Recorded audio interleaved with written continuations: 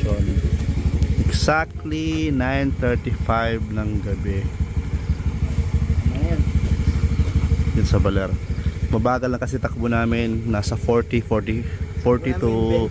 Ha? 20. Nasa 40 to 50 kilometers per hour lang kami ni Boss Lemuel. Ayan.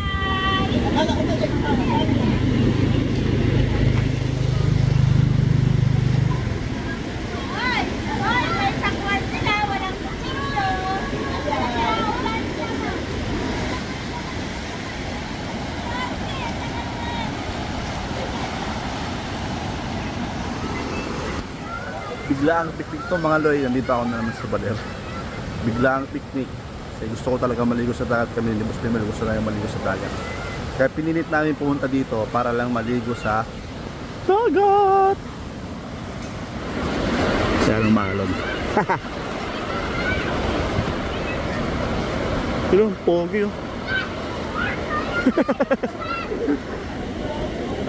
Di ba? Yung mga kapag biglaan natutuloy. Tapos dun bilo. Parang sereno. Tulang na lang dyan palikpik.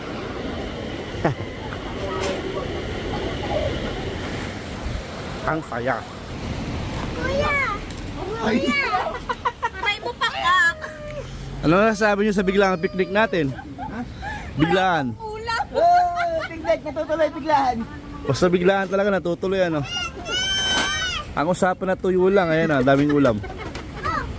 Yung suka po, nalimutan na! Okay lang yan. Kakain muna kami. Pogi. Pogi! Pogi! Tangina, ayoko na, labig! Napasa ako!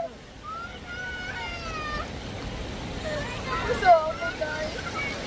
Bigyan, boy! Gumalaw ka! Kaputik lang yun. Tangina mo naman sa tangap. Hindi na siya nagalaw, nakaganoon na siya. Napasa ako.